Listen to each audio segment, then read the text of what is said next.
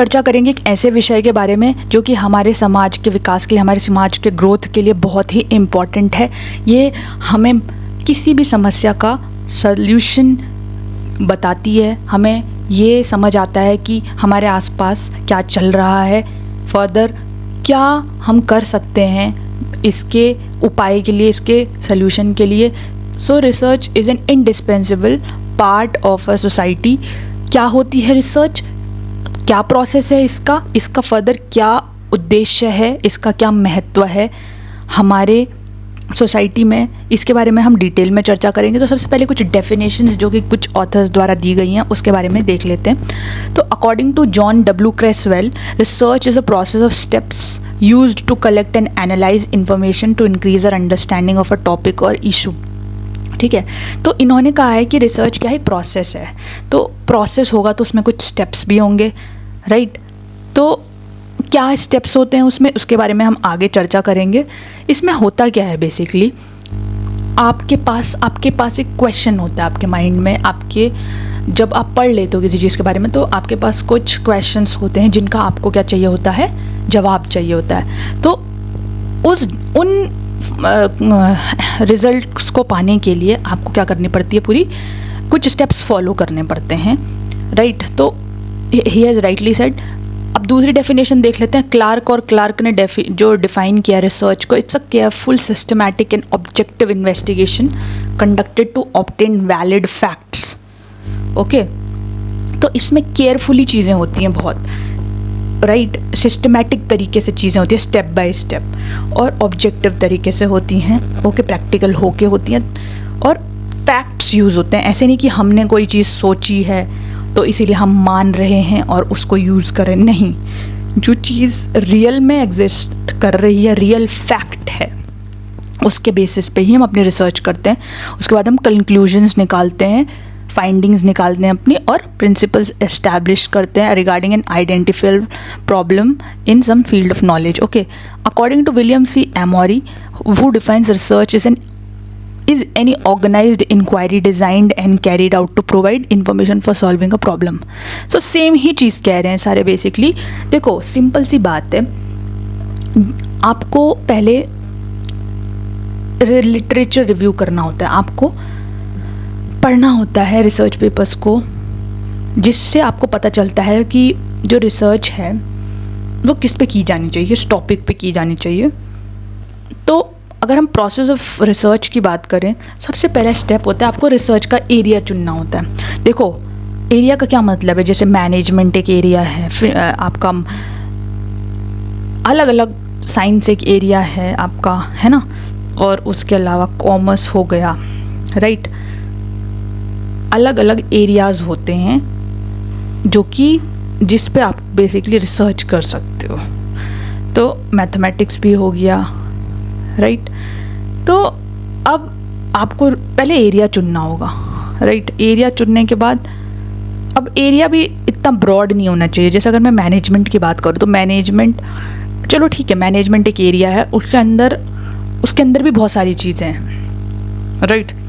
HR है, marketing है, finance है, रिसर्च एंड डेवलपमेंट है। तो किस में आपको बेसिकली रिसर्च करनी है, तो एरिया चूज़ करना होता है। जैसे मार्केटिंग में भी अगर, जैसे हम मैनेजमेंट में भी अगर हम बोलें हम मार्केटिंग में करना चाह रहे हैं, दैट्स अ रिसर्च एरिया। थोड़ा हम डिफ़ाइन कर लेते हैं चीज़ों को, लिटरेचर रिव्यू करते हैं, फिर हम उस चीज़ के बारे में पढ़ना शुरू करते हैं जो हमारा रिसर्च एरिया होता है। फॉर एग्जांपल मार्केटिंग के बारे में पढ़ना शुरू किया कि मार्केटिंग में आज तक क्या क्या रिसर्च हो चुकी है, क्या क्या चीज़ें इसमें हो चुकी हैं और क्या हो सकती हैं। बेसिकली हमारा जो ऑब्जेक्टिव है, उद्देश्य है कि हमें ये जानना है कि हम और चीज़ें क्या हो सकती हैं। तो उसे क्या बोलते हैं हम, रिसर्च गैप कहते हैं। What do we call that, what do we call this, research gap, right.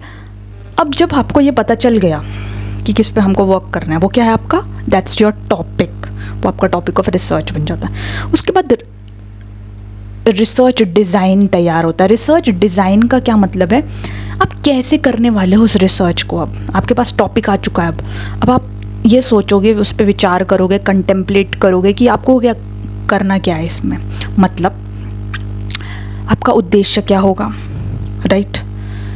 आप डेटा कैसे कलेक्ट करने वाले हो, डेटा मतलब कि जो इन्फॉर्मेशन कलेक्ट करोगे आप कैसे करोगे, प्राइमरी डेटा होगा, आपका खुद का डेटा होगा जो कि structured questionnaire, focus group, interviews, observation इसके थ्रू होता है, या फिर सेकेंडरी डेटा है जिसमें ऑलरेडी कोई इन्फॉर्मेशन पब्लिश हो चुकी है, जैसे इन आर्टिकल्स, मैगजीन्स, राइट, या न्यूज़पेपर्स या रिसर्च पेपर्स, मतलब आप सेकेंडरी डेटा यूज़ करो।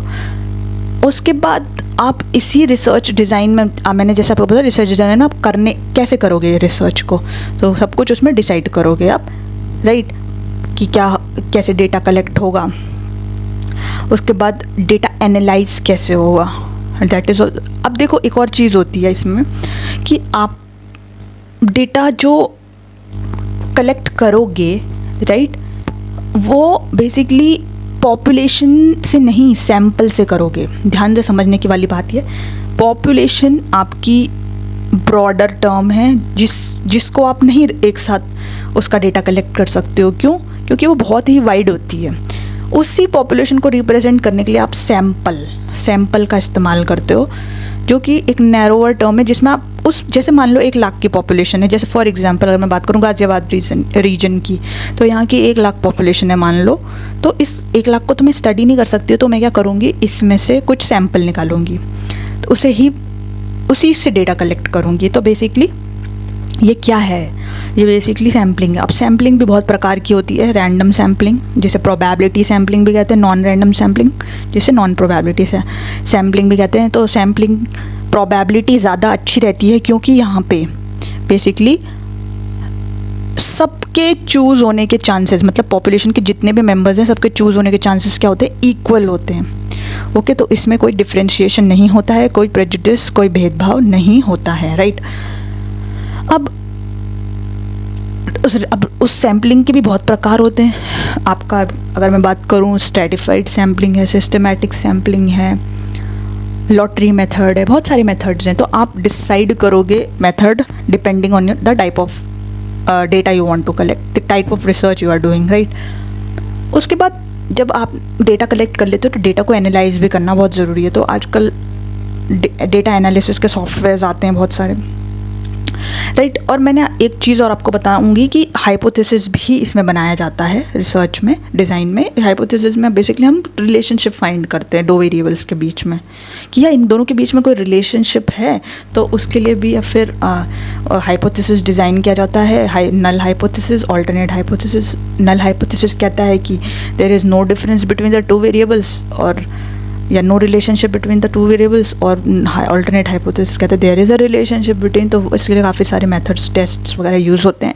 उसके बाद आपका फाइंडिंग्स होती है आपकी रिसर्च की, राइट। तो यही पूरा प्रोसेस है रिसर्च का, डेटा एनालाइज होना।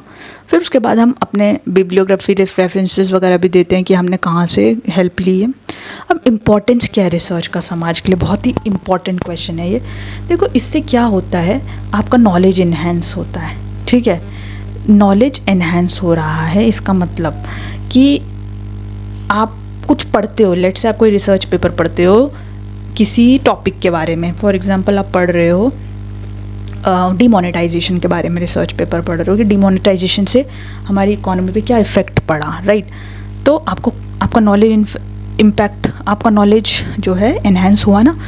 आप सोल्यूशन देख रहे हो एक प्रॉब्लम का, आपके दिमाग में कोई आपके माइंड में कोई ऐसा इशू है जो आपको लग रहा है इसका सोल्यूशन क्या हो सकता है, तो उसका प्रॉब्लम का सोल्यूशन उससे मिलता है। थिंकिंग पावर आपकी बढ़ती है, मतलब क्योंकि आप समस्या का समाधान निकालना चाहते हो, राइट। तो आपकी जो थिंकिंग पावर है वो बढ़ती है, आप बहुत ज़्यादा चीज़ों के बारे में सोचने विचारने लगते हो। और इससे रिसर्च और डेवलपमेंट एक्टिविटी, एक देश की